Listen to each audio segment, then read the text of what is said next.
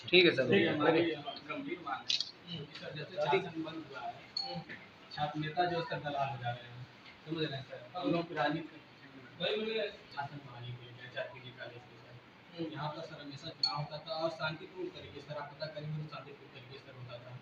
और सारे नेता जो सर हैं, अब मान लीजिए सर जब से चुनाव नहीं बना है, हम लोग किसी नेता के पीछे चल के सर दलाली करने का काम कर रहे हैं, उनके पीछे लगने का काम कर रहे हैं। हमारा चुनाव होता था सर तो हम लोग नेता बन जाते थे। इसलिए सर हमारी मुख्य मांग ये सर कि हमारा जो शासन चुनाव है चारपीजी में, इसको सर आप बहाल करिए।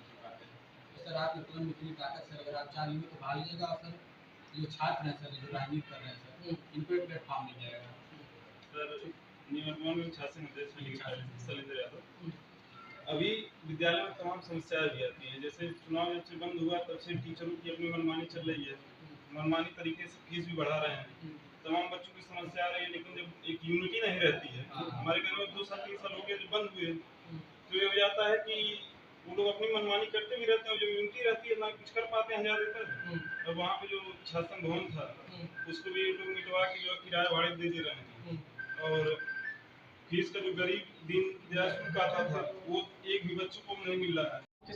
समस्या थी जो चारपीजी कॉलेज में छात्र राजनीति होता था, छात्र चुनाव होता था, उसको लेकर हम लोग डीएम साहब से मिले हैं और हमने अपनी बात को रखा है। हमारे साथ छात्र संघ अध्यक्ष आदरणीय शैलेंद्र यादव जी, अखिलेश यादव जी, आनंद रतन जी, हम तमाम छात्र नेता इस उम्मीद से माननीय डीएम साहब के पास आए हैं कि आदरणीय डीएम साहब हम लोग की मांगों को सुनेंगे और जिस प्रकार से चारपीजी कॉलेज में फीस वृद्धि को लेकर, टीचरों की मनमानी से लेकर तमाम प्रकार से जो पीडीए वर्ग के जो छात्र हैं, जो प्रताड़ित रहते हैं, उनकी जो सुनवाई नहीं होती है, उन सभी मांगों को लेकर हम लोग डीएम साहब से मिले हैं और उनसे यह मांग की है कि आदरणीय डीएम साहब हम लोगों की मांग को आप स्वीकार करिए और चारपीजी कॉलेज में जहाँ शांतिपूर्ण तरीके से हमेशा चुनाव होता था उसको कराने का काम करें। रोक दिया गया।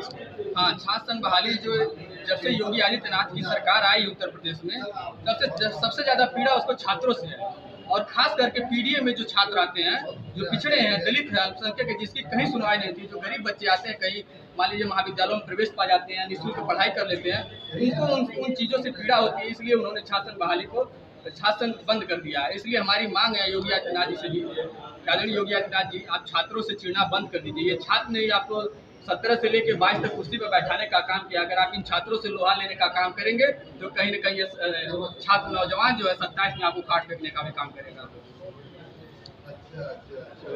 कि पिछले कई वर्षों से महाविद्यालय में चुनाव होता आया है और शांतिपूर्वक हर बार होता है। आप सभी लोग इस चीज़ के गवाह हैं। और जब से ये चुनाव यहाँ पे बंद हुआ, आप निरंतर जाके महाविद्यालय में देखिए, उसकी स्थिति परिस्थिति एकदम दयनीय होती चली आ रही है। जो बच्चे पिछले वर्ष में करीबन जब चुनाव होता था अगर 6,000 बच्चे उसमें एडमिशन लिए हैं, आज की परिस्थिति में 500 बच्चे तक एडमिशन नहीं लिए हैं। और सबसे महत्वपूर्ण कारण ये है कि चुनाव जब होता था वहाँ पे छात्र नेता सब लोग हम ही लोग थे। जब हर चीज़ पे खड़े रहते थे, टीचर नहीं आते थे, मनमानी करते थे मास्टर लोग, प्रिंसिपल लोग, सभी लोग, तो वहाँ पे हम लोग उस चीज़ का वो किया जाता था, हमेशा विरोध किया जाता था। आज की परिस्थिति में हम एक दिन गए थे महाविद्यालय में, 11 बजे का टाइम था, करीबन 20 क्लासेज चल रही थी और 20 क्लासेज में मात्र 2 टीचर पढ़ा रहे थे, बाकी सब खाली पड़ी हुई थी। उसका CCTV का फोटो है हमारे पास। निरंतर यह जो महाविद्यालय में पढ़ाई का वो जो एक लेवल है कम होते जा रहा है, उसके कारण आज आप लोग वहाँ पे जाकर देखेंगे 80% बच्चे वहाँ पे फेल हुए हैं, जिनका बैक सेमेस्टर लगा हुआ है। इस कारणवश वहाँ महाविद्यालय में आज के डेट में कोई एडमिशन कराना नहीं चाहता है कि अगर पढ़ाई होगी नहीं तो वहाँ पे बच्चे पास नहीं हो रहे हैं। दोबारा बैक पेपर लगाकर फालतू फीस लिया जा रहा है, छात्र संघ के नाम पर फालतू फीस लिया जा रहा है। जब चुनाव होता था उस समय आप लोग देखेंगे करीबन 20-25 बच्चों का फ्री में हम लोग एडमिशन कराते थे, उसका फंड आता था बकायदा। आज के डेट में एक भी बच्चे का फ्री एडमिशन नहीं हुआ है जब चुनाव नहीं हो रहा है।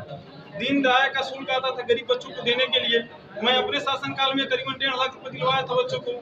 आज की परिस्थिति में 1 रुपया किसी बच्चे को, गरीब बच्चों को फीस मिल नहीं रहा है सहायता के रूप में।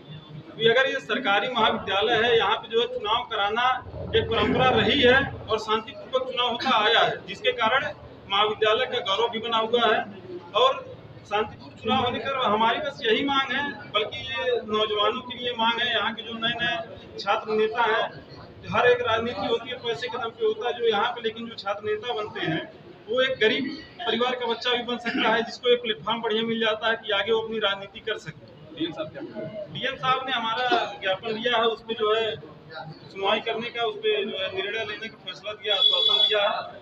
1 हफ्ते का समय भी लिए हैं, उस पर जो है बताया जाएगा कि जैसे क्या। ठीक। बहुत